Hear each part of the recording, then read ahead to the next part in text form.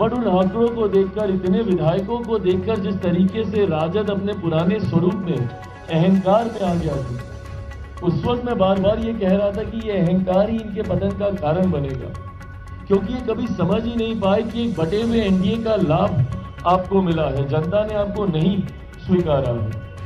और आज वही चीज प्रमाणित हुई है। यही परिणाम 2020 में आते, और जनता दल और राष्ट्रीय जनता दल की अगर मैं बात करूं तो ये तो 2005 से 2010 से समाप्त है। ये पार्टी 2010 एनडीए में बिखरा हुआ। अगर 2015 का भी एनडीए वैसा ही रहता जैसे आज है तो भी इन लोगों के लिए खाता खोलना मुश्किल होता। 2020 में भी आज जैसे हम लोग हैं वैसे ही रहते तो इन लोगों के लिए दहाई का आंकड़ा पार करना मुश्किल होता। और 2025 ने तो प्रमाणित कर ही दिया भैया। इतना बुरा हर्ष, कई लोग सोचते हैं कि और कहते हैं कि भैया ये तो कल्पना भी नहीं की थी। बिल्कुल कल्पना की थी, मैंने कल्पना की थी। और मैं बार बार आप लोगों से बातचीत के दौरान बिहार की जनता मुझे क्या देगी ये सोचकर मैंने चुनाव लड़ने का काम किया। 2014 में भी मात्र एग्जिट पोल, जब हम लोग 7 सीटें लड़े और 6 जीते थे तो एग्जिट पोल मात्र 2 सीटें दिखा रहा। और कुछ जगह तो ये कह के दिखाई जा रही थी कि बस बाप बेटा ही, ये वर्ड इस्तेमाल किया गया था कि बस बाप बेटा अपनी सीटें जीतेंगे, जमुई से चिराग और हाजीपुर से मेरे नेता। और 2019 में भी जब 6 की 6 हम लोग जीते तब भी यही नैरेटिव सेट किया जा रहा था कि बहुत होगा तो 2 सीटें जमुई चिराग निकाल लेंगे, हाजीपुर इनके नेता के नाम पर उस वक्त हमारे चाचा चुनाव लड़ रहे थे वो निकाल लेंगे।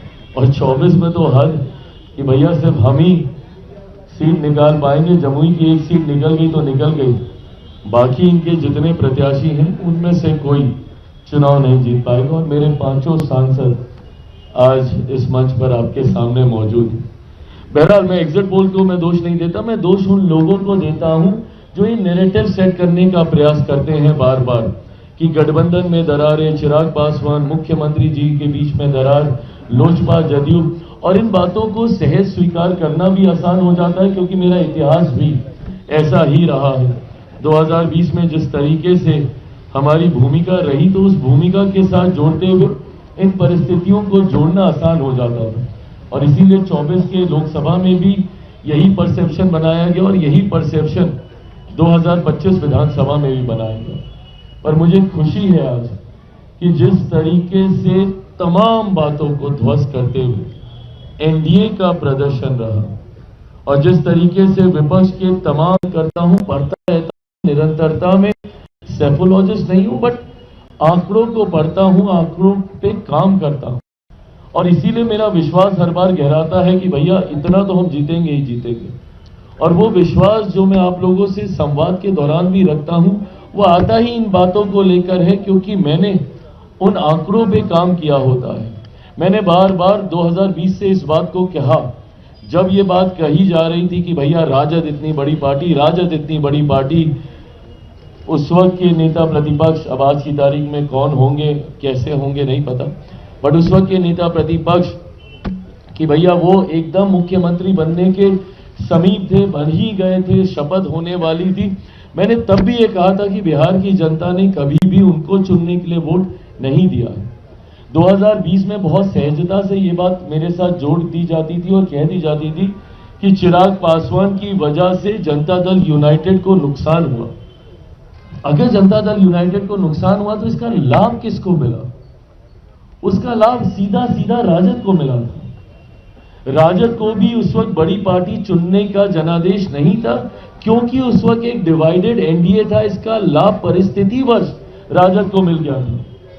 बट उन आंकड़ों को देखकर, इतने विधायकों को देखकर जिस तरीके से राजद अपने पुराने स्वरूप में, अहंकार में आ गया था, उस वक्त मैं बार बार ये कह रहा था कि ये अहंकार ही इनके पतन का कारण बनेगा, क्योंकि ये कभी समझ ही नहीं पाए कि एक बटे हुए एनडीए का लाभ आपको मिला है, जनता ने आपको नहीं स्वीकारा है। और आज वही चीज प्रमाणित हुई है।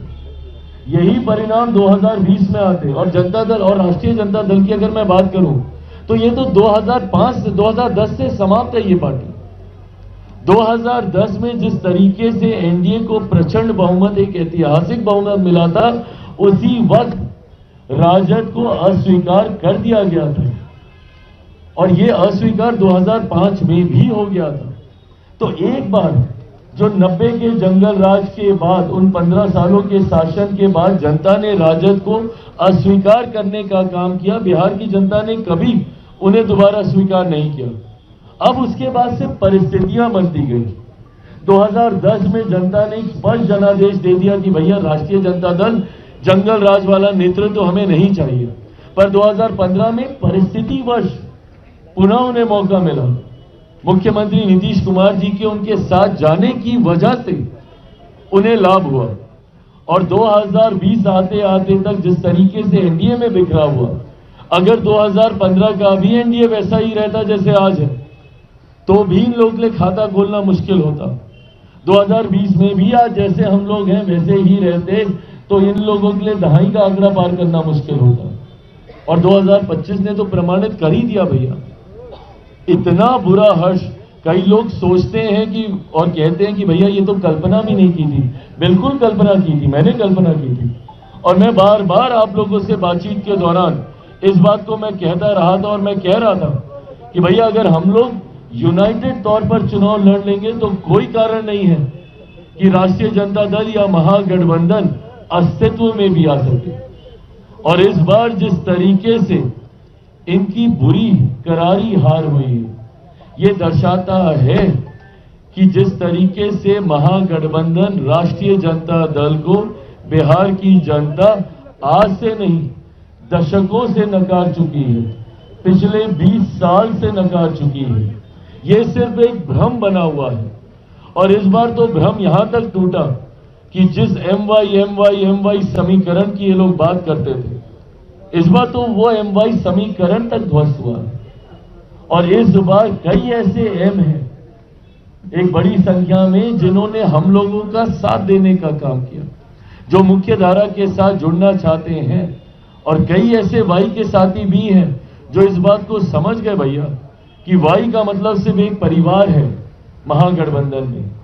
वाई का मतलब मुख्यमंत्री भी मैं, मेरे जेल जाने के बाद मेरी अर्धांगिनी, अगली पीढ़ी आएगी तो मेरा बेटा सांसद बनने की बात आएगी तो मेरी बेटी, कोई भी लाभ मिलने की बात होगी तो मेरा परिवार। तो वाई भी इस बात को अच्छी तरीके से समझ गए। आज उसी समाज से आने वाले मेरे कई विधायक आप सबके पीछे यहां पर मौजूद हैं। तो ऐसे में चुनाव पहले दिन से ही स्पष्ट था कि जिस एकजुटता के साथ एनडीए चुनाव लड़ रहा था, जहां पर बात सिर्फ विकास की हो रही थी, जहां पर बात डबल इंजन से मिलने वाले लाभ की हो रही थी, जहां पे बात मेरे प्रधानमंत्री के सोच की हो रही थी, जहां पे बात मुख्यमंत्री नीतीश कुमार जी के अनुभव की हो रही थी, जहां पे बात बिहारी फर्स्ट की हो रही थी, जहां पे एनडीए घटक दलों की एकजुटता की बात हो रही थी, तो वहीं दूसरी तरफ महागठबंधन के अहंकार की बात हो रही थी, एक दूसरे को सम्मान ना देने की बात हो रही थी।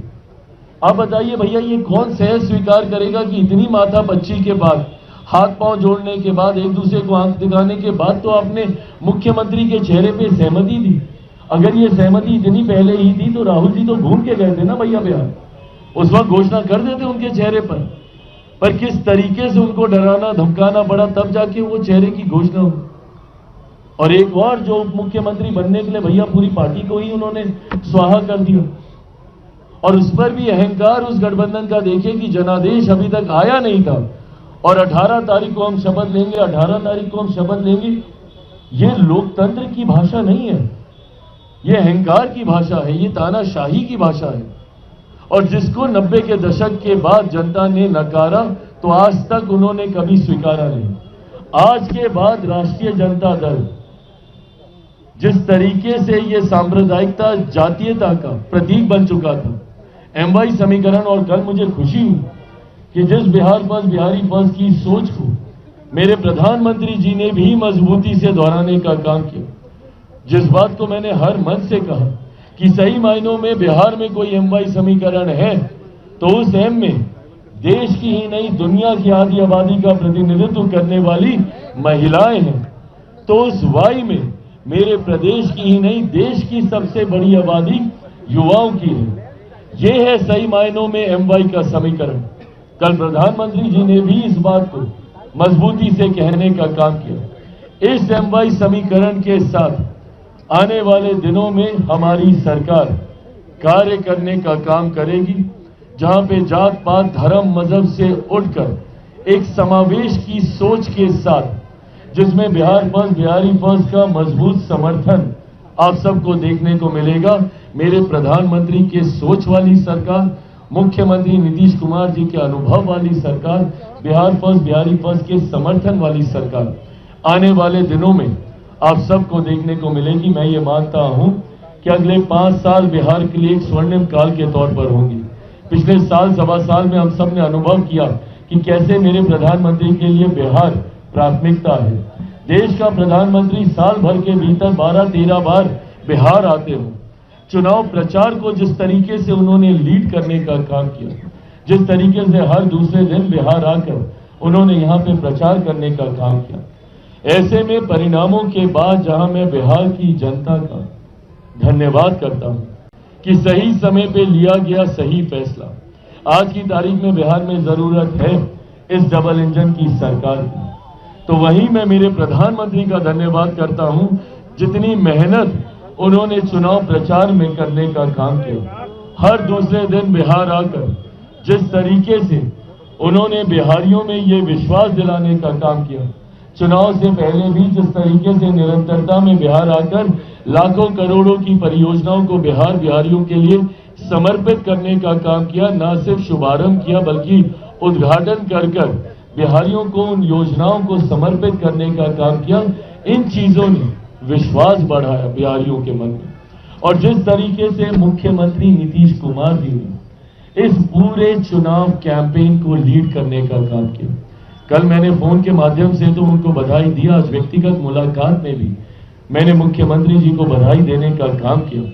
जिस तरीके से उनके ऊपर व्यक्तिगत आरोप लगाए गए, जिस तरीके से उनके स्वास्थ्य को लेकर बार बार विपक्ष के द्वारा टिप्पणी की गई, मुख्यमंत्री जी ने करके दिखाया कि आप जितना उनके ऊपर प्रहार कीजिएगा वो उतने ही मजबूत होकर बाहर निकलेंगे। ना सिर्फ उन्होंने चुनाव कैंपेन को लीड किया बल्कि विपरीत परिस्थितियों में, जब बिहार के दूसरे तथाकथित युवा नेता कमरे में बैठे हुए थे, क्योंकि मौसम खराब है, तो फोन पे भाषण दे रहे थे, उस वक्त मेरे मुख्यमंत्री गाड़ी से जाकर वो प्रचार कर रहे थे। जितनी सभाएं उन्होंने की, उन्होंने करके दिखाया कि भैया उनके अंदर आज भी वो क्षमता है, और इन्हीं बातों पर विश्वास किया।